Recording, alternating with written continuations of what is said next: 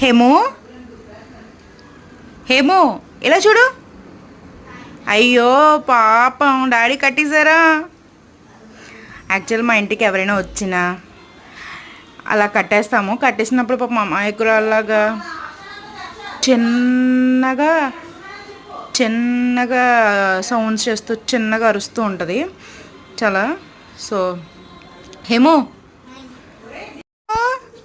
ఏం తల్లి, అయ్యయ్యో డాడీ కట్టేశారా.